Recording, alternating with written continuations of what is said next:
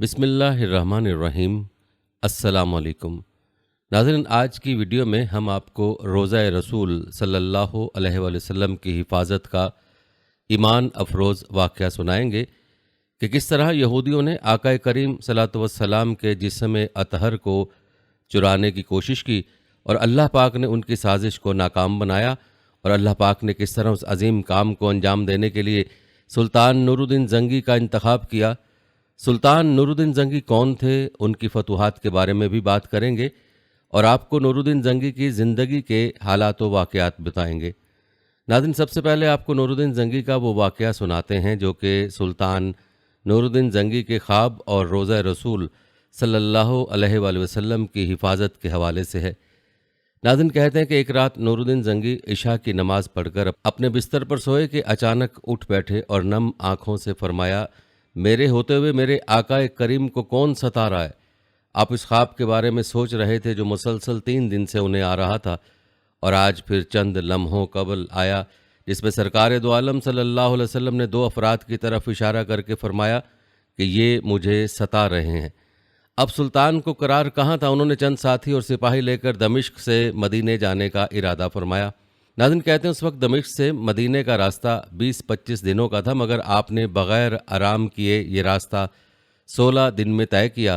مدینہ پہنچ کر آپ رحمۃ اللہ علیہ نے مدینہ آنے اور جانے کے تمام راستے بند کروا دیے اور تمام خاص و عام کو اپنے ساتھ کھانے پر بلایا۔ اب لوگ آ رہے تھے اور جا رہے تھے، آپ ہر چہرہ دیکھتے مگر آپ کو وہ چہرہ نظر نہ آیا۔ اب سلطان کو فکر لاحق ہوئی اور آپ رحمۃ اللہ علیہ نے مدینے کے حاکم سے فرمایا کہ کیا کوئی ایسا ہے جو اس دعوت میں شریک نہیں؟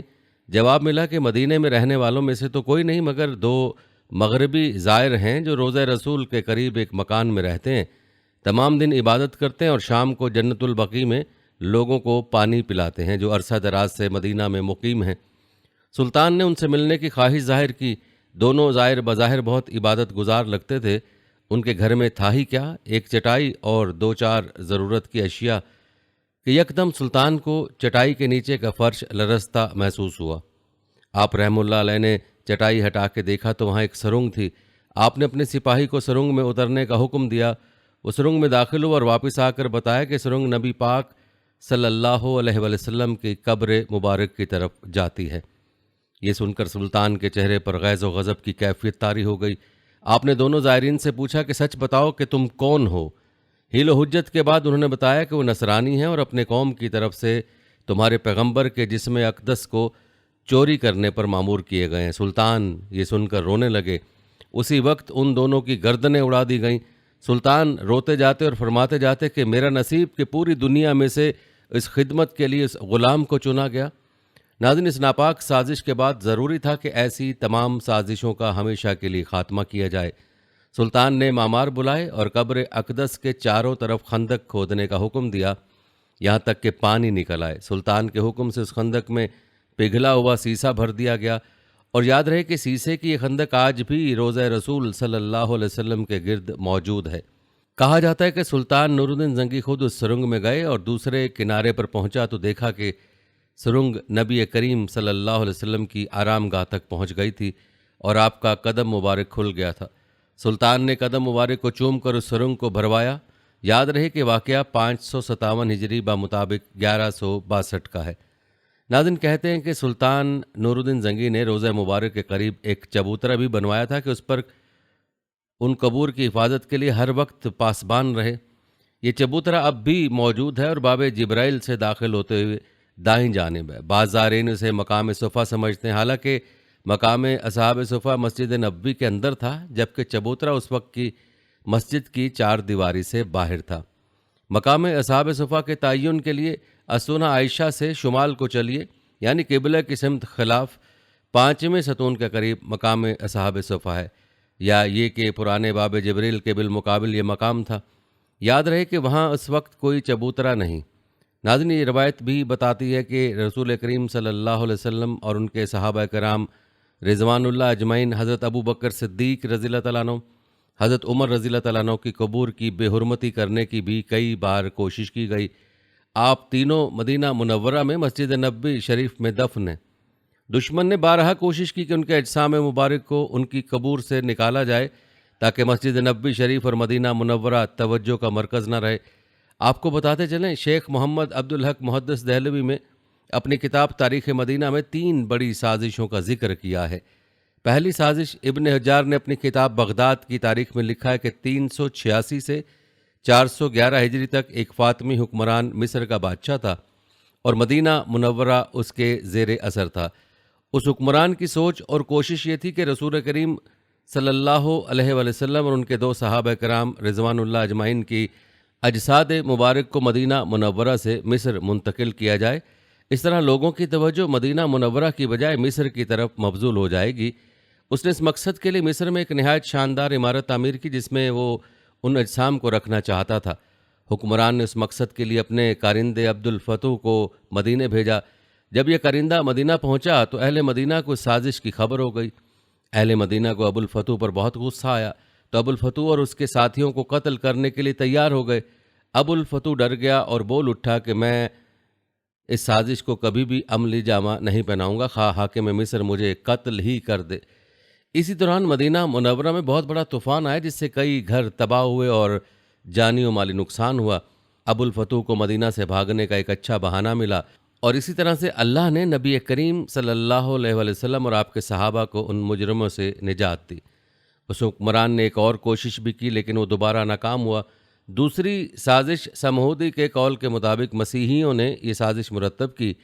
اس وقت شام کے بادشاہ کا نام سلطان نور الدین زنگی تھا اور اس کے مشیر کا نام جمال الدین اصفہانی تھا۔ ایک رات نور الدین زنگی نے رسول کریم صلی اللہ علیہ وسلم کو خواب میں 3 بار دیکھا۔ ہر بار رسول اللہ صلی اللہ علیہ وسلم نے 2 آدمیوں کی طرف اشارہ کرتے ہوئے سلطان سے کہا، مجھے ان دونوں کی شرارت سے بچاؤ۔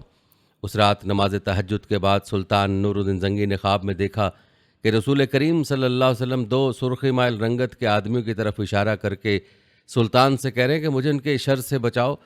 سلطان ہڑبڑا کر اٹھا، وضو کیا، نفل ادا کیے اور پھر اس کی آنکھ لگ گئی۔ دوبارہ وہی خواب دیکھا، اٹھا، وضو کیا، نفل پڑھے اور سو گیا۔ تیسری بار وہی خواب دیکھا، اب اس کی نیند اڑ گئی۔ اس نے رات کو ہی اپنے مشیر خاص جمال الدین کو بلا کر پورا واقعہ سنایا۔ مشیر نے کہا، سلطان یہ خواب 3 بار دیکھنے کے بعد بھی آپ یہاں بیٹھے کیوں ہیں؟ اس کا کسی سے ذکر نہ کریں اور فوراً مدینے روانہ ہو جائیں۔ اگلے روز سلطان نے 20 مخصوص افراد اور بہت سے تحائف کے ساتھ مدینہ کے لیے کوچ کیا اور 16ویں روز شام کے وقت وہاں پہنچ گیا۔ سلطان نے روضہ رسول صلی اللہ علیہ وسلم پر حاضری دی، اعلان کیا کہ اہل مدینہ مسجد نبوی میں پہنچ جائیں جہاں سلطان ان میں تحائف تقسیم کرے گا۔ لوگ آتے گئے اور سلطان ہر آنے والے کو باری باری تحفہ دیتا رہا۔ اس دوران وہ ہر شخص کو غور سے دیکھتا رہا لیکن وہ 2 چہرے نظر نہ آئے جو اسے ایک رات میں 3 بار خواب میں دکھائے گئے تھے۔ سلطان نے حاضرین سے پوچھا، کیا مدینے کا ہر شہری مجھ سے مل چکا ہے؟ جواب اثبات میں تھا۔ سلطان نے پھر پوچھا، کیا تمہیں یقین ہے کہ ہر شہری مجھ سے مل چکا ہے؟ اس بار حاضرین نے کہا، سوائے 2 آدمیوں کے۔ راز تقریباً فاش ہو چکا تھا۔ سلطان نے پوچھا، وہ کون ہیں اور اپنا تحفہ لینے کیوں نہیں آئے؟ بتایا گیا کہ یہ مراکش کے صوم و صلات کے پابند 2 متقی باشندے ہیں، دن رات رسول کریم صلی اللہ علیہ وسلم پر درود و سلام بھیجتے ہیں اور ہر ہفتے مسجد قباء جاتے ہیں، فیاض اور مہمان نواز ہیں، کسی کا دیا نہیں لیتے۔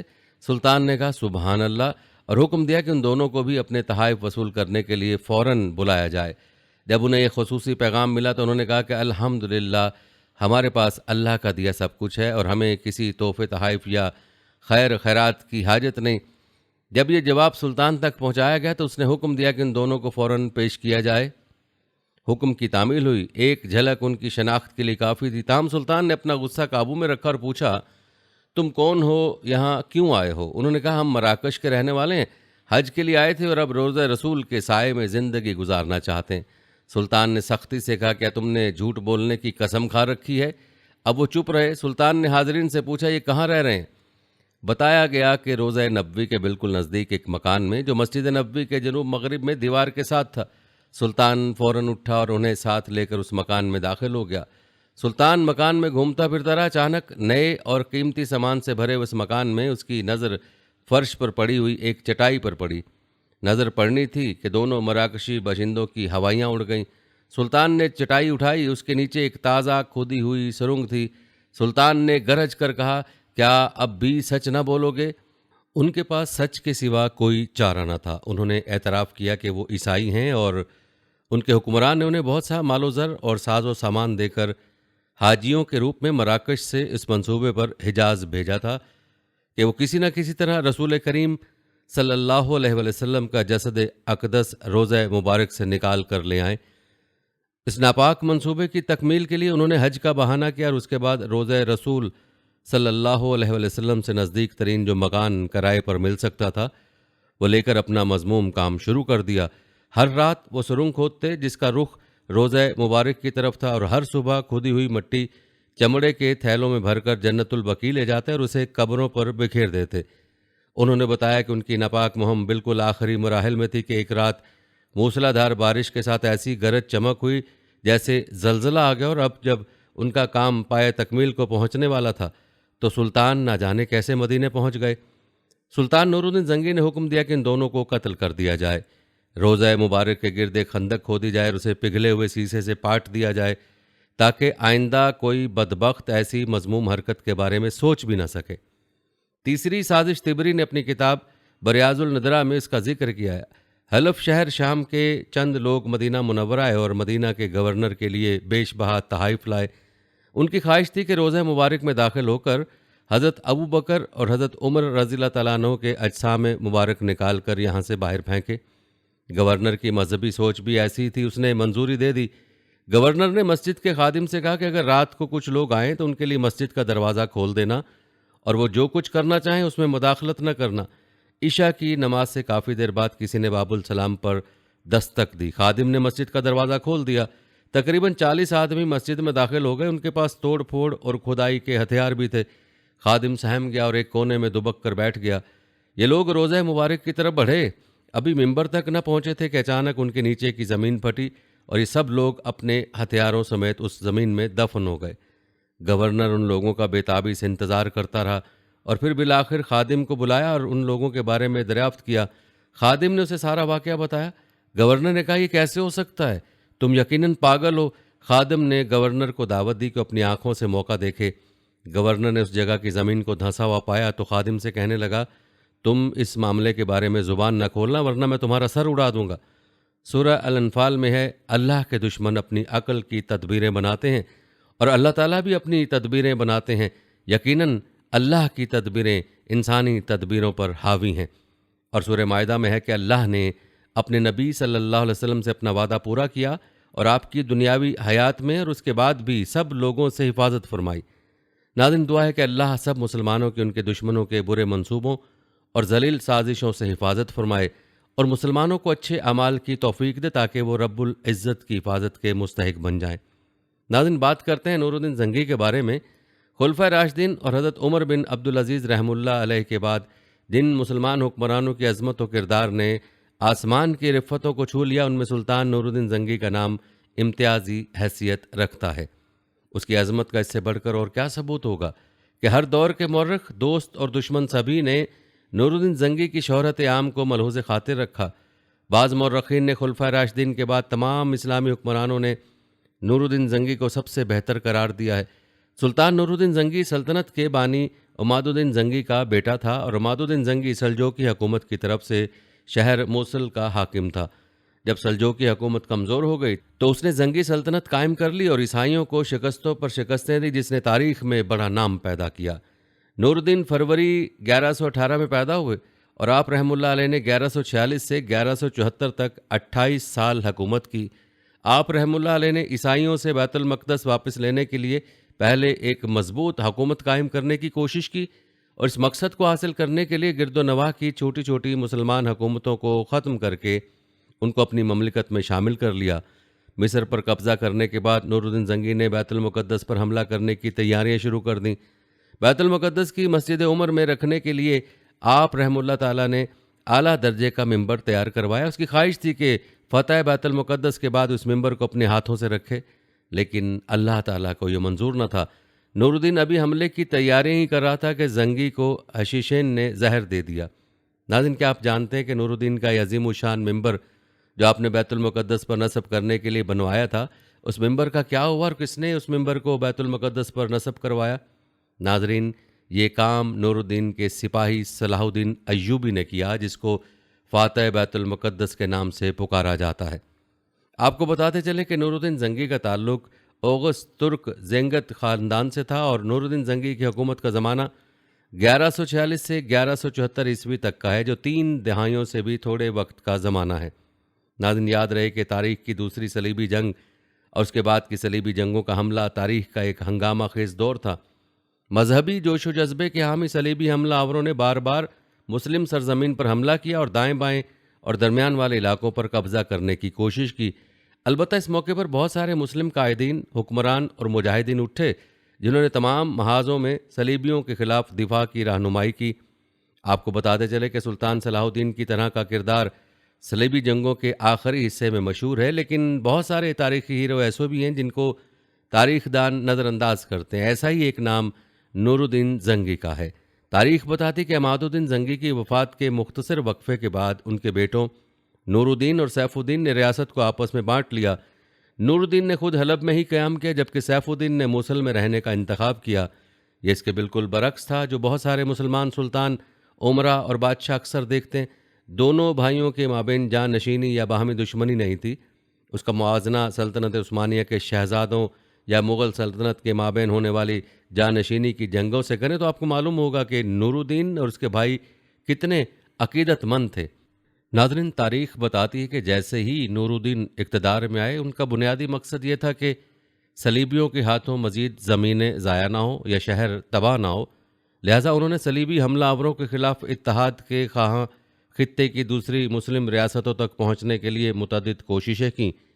تاریخ بتاتی کہ نور الدین زنگی کے ساتھ ازدواجی اتحاد کے باوجود دمشق کا گورنر معین الدین انور صلیبی ریاستوں کو مشتعل کرنے میں ہچکچا رہا تھا اور اکثر زنگی کے ارادوں سے گھبراتا تھا۔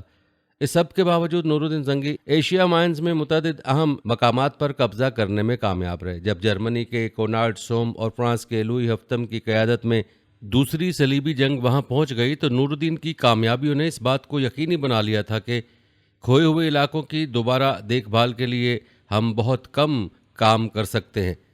کہتے صلیبیوں نے دمشق کے ناکام محاصرے کی کوشش کی، جس کے بعد نور الدین زنگی نے مغرب کی طرف مزید زور دینے کا فیصلہ کیا۔ اناب کی جنگ میں حالات اس وقت سامنے آئے جب نور الدین زنگی نے پونٹریس کے شہزادہ ریمنڈ اور علی بن وفا کے نظاری قاتلان کی مشترکہ افواج کو تباہ کر دیا۔ جنگ کے بعد نور الدین نے شام پر اپنا غلبہ حاصل کرنے کے لیے علامتی طور پر بحیرہ روم میں نہا کر ساحل کی طرف مارچ کیا۔ ناظرین، تاریخی روایت کے مطابق پہلی صلیبی جنگ کے فوراً بعد ہی دمشق کے مسلمان حکمران صلیبیوں کے ساتھ دو طرفہ معاہدہ کر چکے تھے، تاہم دو طرفہ حصہ زیادہ تر کاغذات پر تھا۔ صلیبی جنگجو جو اپنے علاقوں میں توسیع کے خواہش مند تھے، انہوں نے امن معاہدوں کے نفاذ کے باوجود دوسری صلیبی جنگ کا آغاز کیا۔ دمشق کے حکمران معین الدین اور اس کے جانشین مجیر الدین صلیبیوں سے مقابلہ کرنے کے لیے کم سے کم تیار تھے۔ دراصل مجیر الدین صلیبیوں کو دمشق میں اپنی نشست بچانے کے لیے سالانہ خراج تحسین پیش کرنے کی حد تک گیا تھا۔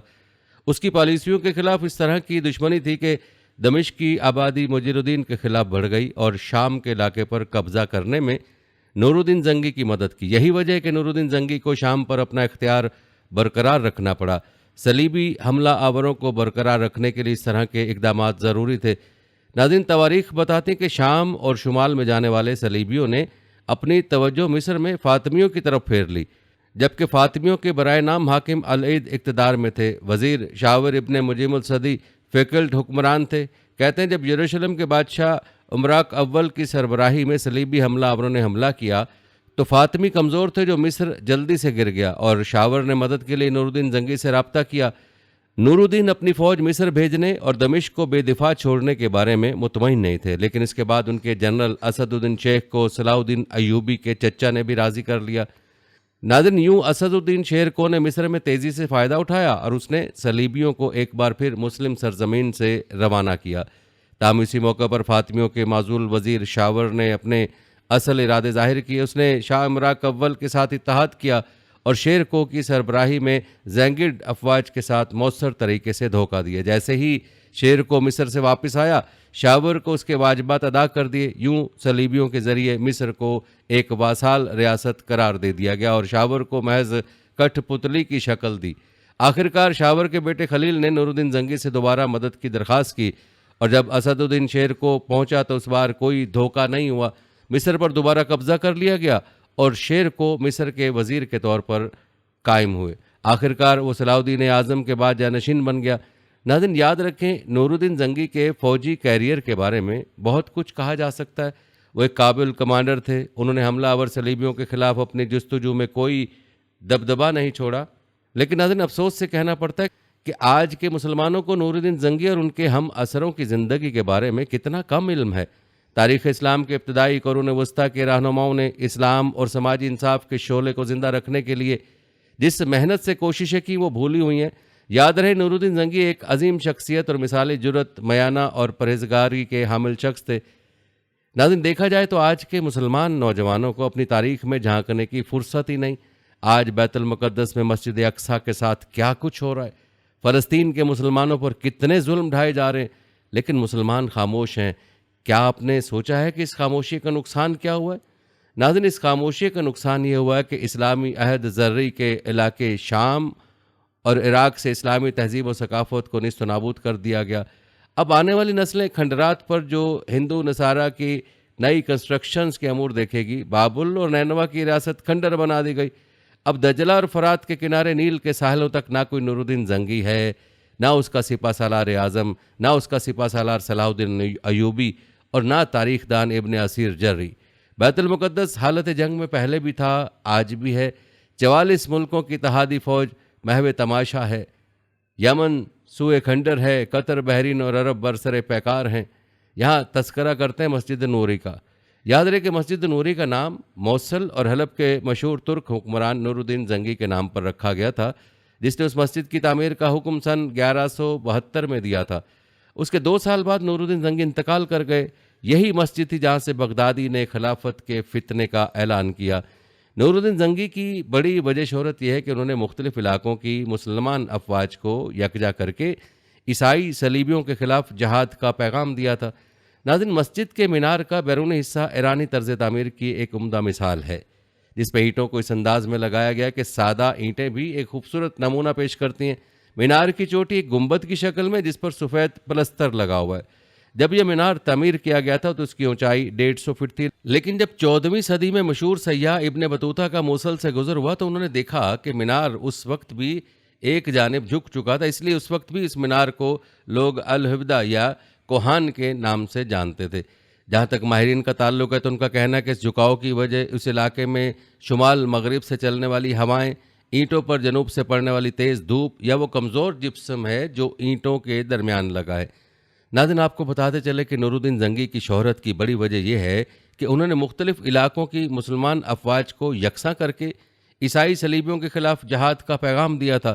عیسائیوں سے بیت المقدس واپس لینے کے لیے سلطان نور الدین زنگی رحمۃ اللہ علیہ نے پہلے ایک مضبوط حکومت قائم کرنے کی کوشش کی اور اس مقصد کو حاصل کرنے کے لیے گرد و نواح کی چھوٹی چھوٹی مسلمان حکومتوں کو ختم کر کے ان کو اپنی مملکت میں شامل کیا۔ شروع میں نور الدین کا دارالحکومت حلب تھا۔ 549 ہجری میں اس نے دمشق پر قبضہ کر کے اسے دارالحکومت قرار دیا۔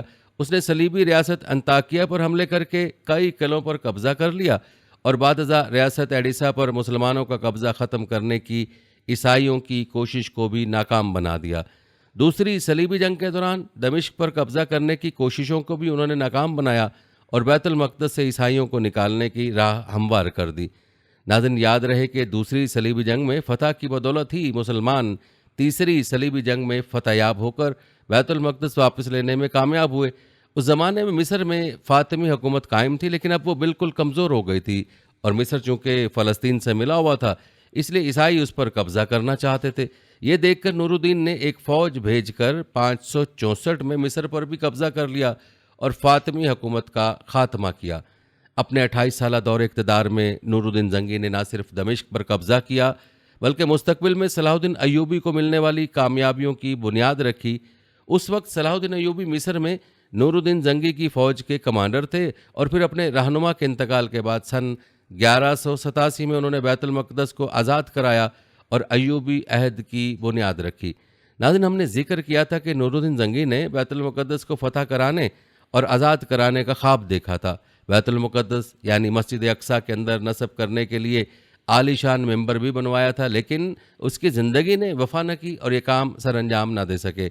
ناظرین، صلاح الدین ایوبی نے نور الدین زنگی کی دیرینہ خواہش کو پورا کیا اور بیت المقدس کو فتح کر کے ان کو تیار کرایا ہوا ممبر مسجد اقصیٰ میں نصب کرایا۔ کہا جاتا ہے کہ سلطان نور الدین زنگی بہادری میں اپنے باپ کی طرح تھے۔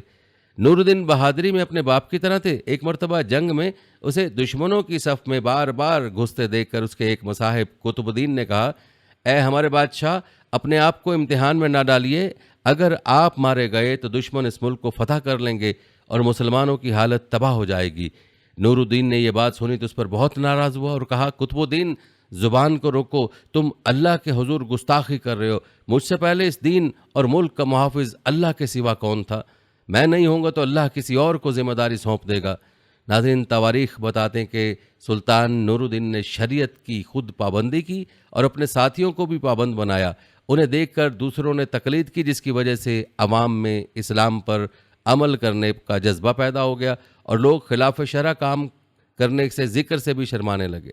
یاد رہے کہ سلطان نور الدین صرف ایک فاتح نہیں تھا بلکہ ایک شفیق حکمران اور علم پرور بادشاہ تھا۔ اس نے سلطنت میں مدرسوں اور ہسپتالوں کا جال بچھا دیا۔